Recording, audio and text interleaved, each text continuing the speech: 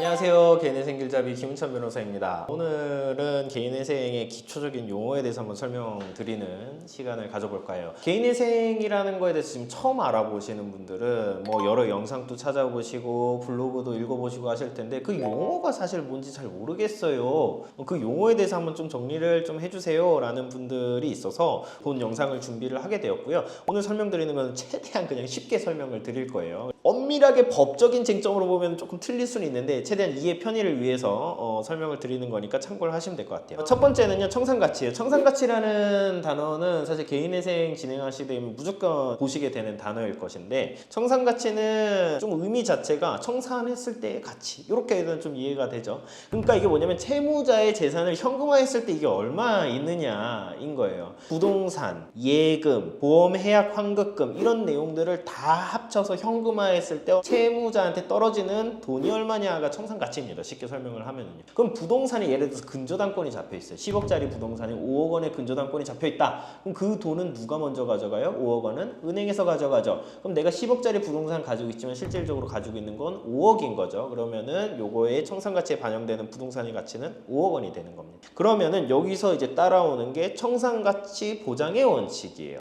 개인회생을 관통하는 아주 중요한 원칙인데, 청산가치는 이게 내가 가진 재산을 다 현금화했을 때 나한테 얼마 떨어지는지가 청산가치잖아요. 즉 내가 가진 재산을 의미하게 되고, 요거는 채권자들한테 변제를 지금 하면 이 정도는 내가 변제를 할 수 있다라는 거예요. 물론 난 남는 게 없겠지만 어쨌든 채권자들 입장에서는 지금 당장 너가 가진 거 다 팔아서 갚아 하면은 청산가치만큼은 받아갈 수 있는 거예요. 그러면 개인회생 절차를 진행을 했을 때 요거보다는 더 갚아줘야죠. 채권자들 입장에서는. 채권자가 사실은 일부 어떤 본인의 채권 금액을 희생을 하고 진행되는 것이기 때문에 청산가치보다는 더 갚아야 돼요. 채무자가. 그렇기 때문에 이것을 의미하는 게 청산가치를 보장해줘야 된다. 청산가치 보장의 원칙입니다.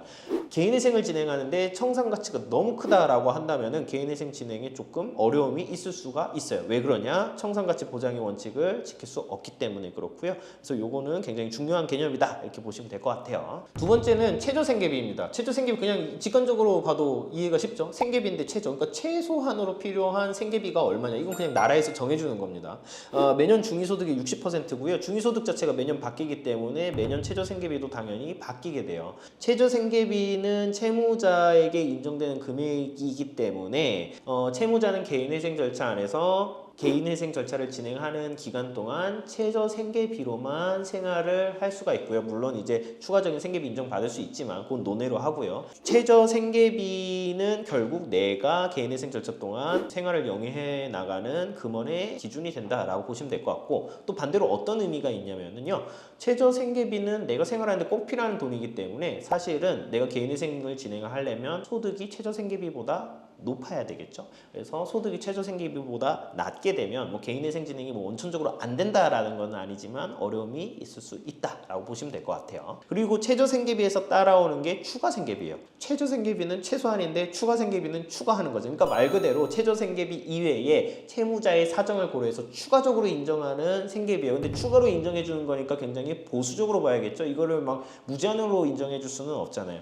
그래서 주거비라든가 교육비, 의료비 등 개인의 어떤 특별한 사정에 따라서 법이 허용하는 한도에서 엄격하게 인정하는 생계비고요. 이 생계비는 내가 실제 이런 비용을 지속적으로 지출해야 됩니다라는 자료를 통해서 소명을 해야지 인정을 받을 수가 있어요. 세 번째는요, 가용소득이에요. 가용소득은 뭐냐면 실질적으로 매달 사용할 수 있는 돈이에요. 소득에서 내가 생계비를 위해서 필요한 돈을 빼면은 그게 가용소득이 되겠죠. 그럼 가용소득은 변제금으로 투입을 하게 되는 거죠. 개인회생 절차에선. 그러면 이제 뭐 간단하게 그냥 수학 공식으로 따진다면은 최저생계비랑 추가생계비 더한 게 나의 그냥 달의 생계비이고 월평균 소득에서 그거를 빼면은 가용소득이 나오게 됩니다. 네 번째는 면제재산입니다. 면제재산은 무엇이냐면은요, 법이랑 법원에서 인정을 하는 압류금지 재산이나 생계유지에 이제 필수적으로 필요한 재산을 의미해요. 법에서 이제 규정을 하고 있는데 이게 어떻게 생각을 하시면 되냐면은, 예를 들어서 개인회생을 내가 진행을 하진 않아요.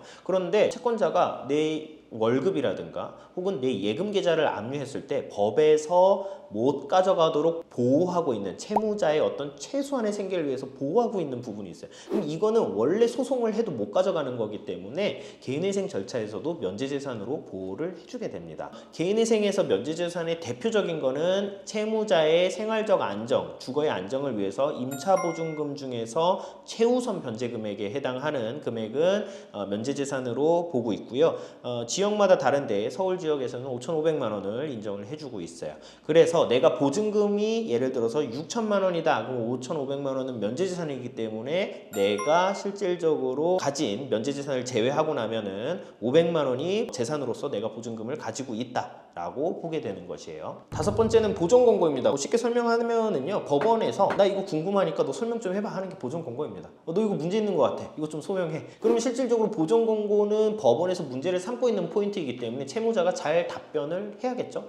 그래서 보존권고에 제대로 대응을 하지 않게 되면은 개인회생 절차가 이제 뭐 기각이 되거나 뭔가 불이익한 형태로 변제기간이 구성이 될 수가 있게 돼요. 그래서 보존권고를 굉장히 잘 대응을 하는 게 중요하고요. 보존권고의 대응은 뭐 여러 케이스라든가 판례라든가 법리 이런 걸 잘 분석해서 이제 대리인이 잘 작성을 해야겠죠. 그래서 보존권고의 대응이 사실은 대리인의 역량을 평가하는 하나의 지표이고요. 보존권고 대응이 대리인을 선임하는 메인 이유이다. 이렇게 보시면 될 것 같습니다.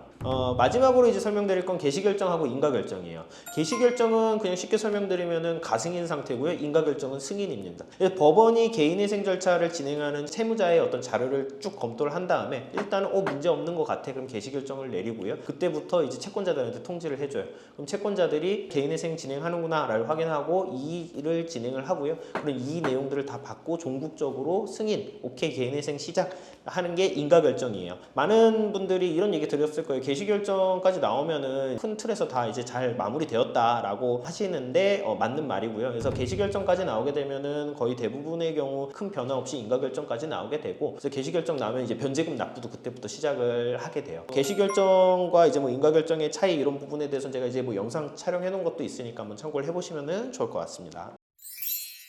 오늘은 개인회생을 좀 알아보시고 계신 분들 뭐 좀 공부하시는데 참고하기 위해서 개념을 좀 최대한 쉽게 설명을 드린다고는 했는데 막상 또 해보니까 또 좀 어려움이 있지 않았나라는 생각은 드네요. 근데 뭐 언제든지 궁금하신 점 있으면 제가 주기적으로 확인하고 댓글 달아드리고 있으니까요. 언제든지 편하게 댓글 남겨주시면 좋을 것 같아요. 오늘 영상 마음에 드셨다면 구독, 좋아요, 알림 설정까지 부탁드리고 다음 영상으로 저는 찾아뵙도록 하겠습니다. 감사합니다.